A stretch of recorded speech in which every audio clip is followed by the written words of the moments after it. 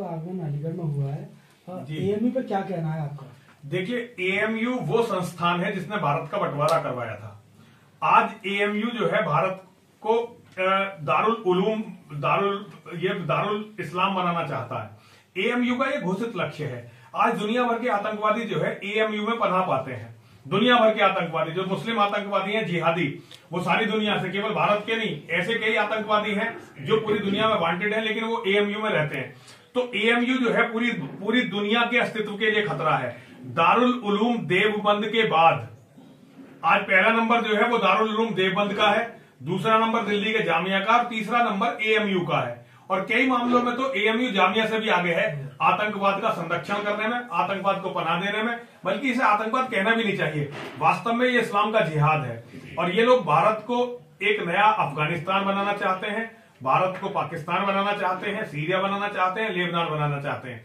ये इनकी घोषित थ्योरी है। तो एएमयू के बारे में मेरे बहुत स्ट्रिक्ट विचार हैं कि एएमयू जैसे संस्थान नहीं होने चाहिए इस देश में। जैसे कि आप एएमयू को बता रहे हैं कि आतंक का एक अड्डा बता रहे हैं, जी, लेकिन वहीं देखा जाता है कि इस यूनिवर्सिटी से जो परसेंटेज निकाला जाता है, जी, सबसे ज्यादा एएमयू और जेएनयू के स्टूडेंट आगे निकलते हैं। बाकी कहाँ आगे निकलते हैं? आगे निकलने का देखिए, आगे निकलने का ये पैमाना नहीं क्या आईआईटी से ज्यादा आगे निकल गए, क्या रुड़की यूनिवर्सिटी से ज्यादा आगे निकल गए? रुड़की यूनिवर्सिटी भी आईआईटी हो गई अब तो देखिए, ये कोई पैमाना नहीं है। वो पढ़ते हैं, मुसलमान चाहे कहीं भी पढ़ा लो, वो बेसिक तो जिहादी रहता है। अब्दुल कलाम भारत का राष्ट्रपति बना, लेकिन वो नंबर 1 का जिहादी था। पाकिस्तान को एटम बम के फार्मूले अब्दुल कलाम ने दिए। ये अफजल गुरु की जमानत, वो जो दया याचिका थी, कांग्रेस जैसी सेकुलर सरकार ने भी नहीं भेजी। सारे प्रोटोकॉल को तोड़ के केवल 48 घंटे के अंदर अफजल गुरु की मां और पत्नी से जो है और बेटे से अब्दुल कलाम ने भेंट की थी। अब्दुल कलाम ने वहां एक सेल बनाई थी राष्ट्रपति भवन में। तो देखिए, पढ़ाई का इससे कोई वो नहीं है। हिंदू भी पढ़ लिख के, अब कौन सी हमारी डॉक्टर साहब कम पढ़े लिखे हैं, लेकिन ये जागरूक हिंदू है। हम भी थोड़े बहुत पढ़े लिखे हैं। ऐसे मुसलमान जिहादी तो जितना ज्यादा पढ़ लेगा उतना बड़ा जिहादी होगा।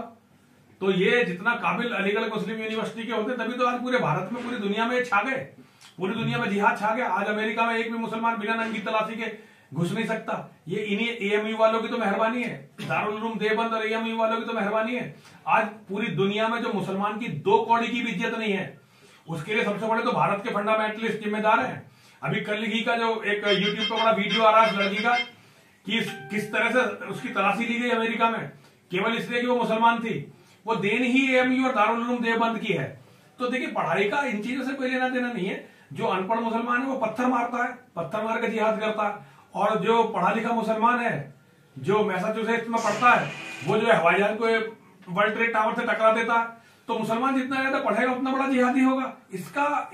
इसका मतलब जिहाद और पढ़ाई का अब क्या वो है, जितना बड़ा पढ़ा लिखा उतने वो काबिल जिहादी होगा।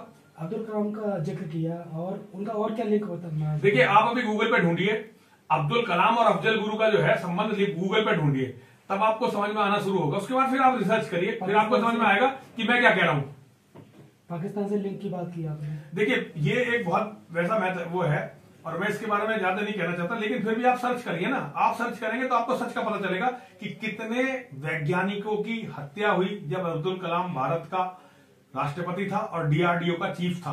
कितने हिंदू वैज्ञानिक मारे गए और उनकी क्या कैसे कैसे मारे गए, जब ये आप सर्च करेंगे ना, तब आपको बहुत सारी ऐसी सच्चाई पता चलेंगी जिन्हें मैं कहना नहीं चाहता। अच्छा भाई, जो अलीगढ़ के सांसद हैं जी, बीजेपी से, वो अक्सर करके लेटर लिखते हैं। देखिए, ये बीजेपी के जो सांसद हैं, विधायक हैं, मंत्री हैं, इनकी औकात आजकल केवल बस ये लेटर लिखने की तो रह गई है, लेटर लिखने के मुद्दा उठाने की। बीजेपी कोई भी ऐसा मुद्दा, अगर आप राम जन्मभूमि को, तो बीजेपी ने एक धर्मनिरपेक्षता का केंद्र बना दिया है, और धारा 370 में कितने ब्राह्मण जाके बसा दिए हैं वो आप लोग जानते होंगे। ये 2 ही बातें कहते हैं कि हमने ये 2 बहुत बड़े तोप चला दिए, लेकिन इसके सिवा हिंदुत्व को जरा सा भी फायदा बाल बराबरी भी बीजेपी के किसी नेता ने पहुंचाया हो, आपको पता चले तो मुझे जरूर बता देना। जैसे लेटर की बात हो रही थी, लेटर उन्होंने कई बार लिखे, तो लेटर से क्या होता है? जिन्ना की तस्वीर को लेके देखो, इससे लेटर से क्या, वो जाके हटा दे, वो तो बाहुबली है, जाके हटा देना। वो यहाँ के सांसद है, उन्हें धर्म के लिए कुछ करना चाहिए। लेटरबाजी कब तक चलती रहेगी? ये देखिए, 2029 में भारत का प्रधानमंत्री मुसलमान होगा। मुसलमानों की बढ़ती हुई भयावह आबादी, एक तो आबादी, और ये जो भयावह आबादी बढ़ रही है ना मुसलमानों की, इन्होंने भारत के भविष्य को अंधकार में कर दिया है। 2029 में भारत का प्रधानमंत्री मुसलमान होगा, और भारत का प्रधानमंत्री एक बार मुसलमान हुआ तो ये तो लेटर भी नहीं लिखेंगे। तो जब तक ये अपना शौक पूरा कर रहे हैं लेटर लिखने का, तो उन्हें करने दीजिए। उसमें हमारा क्या जा रहा है? वो लेटर, वो अपने समर्थकों को मैसेज दे रहे हैं कि देखो हमने लेटर लिखा, कुछ हुआ नहीं। सरकार उनकी, मुख्यमंत्री उनका, प्रधानमंत्री उनका, केंद्रीय गृह मंत्री उनका, राष्ट्रपति उनका, फिर भी लेटर लिखे जा रहे हैं। अगर ये समाजवादी पार्टी की सरकार होती और किसी हिंदू के मारना होता तो कत्ल करवा चुके होते।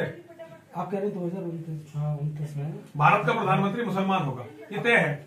अब किस डेटा से? देखिए, डाटा जो हमसे छिपाया गया। आज स्थिति ये है कि आप कहीं भी जाकर सर्वे करवा लो, हिंदुओं के पास केवल मकान रह गए हैं, मकान में रहने वाला कोई नहीं रहा। किसी पॉश कॉलोनी में चले जाओ, गांव में चले जाओ, हिंदुओं के घर खाली हो चुके हैं। दूसरी तरफ मुसलमानों के घरों में रहने के लिए अब जगह नहीं है, वो शिफ्टों में सोते हैं।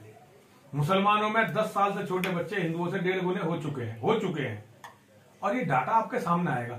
सरकारों ने अभी तक केवल हिंदुओं से सच को छुपाया है, चाहे कांग्रेस की सरकार हो चाहे बीजेपी की सरकार हो। हमारी सरकार से केवल आज तक एक ही मांग रही थी, पहले थी, वो आज नहीं है। मांग ये थी कि सरकार एक जनसंख्या नियंत्रण के लिए कठोर कानून बनाए, बहुत कठोर कानून। वो सरकारों ने बनाया नहीं, और अब बनाने से उसका फायदा नहीं, अब कुछ फायदा नहीं होने वाला, क्योंकि 2029 में तो भारत का प्रधानमंत्री मुसलमान बनेगा ही। और एक बार भारत का प्रधानमंत्री मुसलमान बना तो इस देश में कुछ भी अच्छा नहीं रह जाएगा। फिर लिख के रखिए ये, मैं तो उस दिन तक नहीं रहूंगा, मुझे तो ये जिहादी मार ही देंगे, लेकिन आप लोग देखेंगे अपनी आंखों से कि ये एक अफगानिस्तान बन जाएगा, जहां केवल लोगों की सड़ी गली लाशें, बदबूदार लाशें इधर उधर पड़ी होंगी, टूटी फूटी बिल्डिंगें होंगी, सारी यूनिवर्सिटी डैमेज हो जाएंगी, सब लोग कत्ल कर दिए जाएंगे। और इतना बुरा हाल यहाँ का होगा जैसा सीरिया का हुआ, लेबनान का हुआ, इराक का हुआ, वही भारत का हाल कर देंगे ये इस्लाम के जिहादी। इस वीडियो को लाइक करें, हमारे चैनल को सब्सक्राइब कर बेल आइकन जरूर प्रेस करें हमारी न्यू वीडियो सबसे पहले देखने।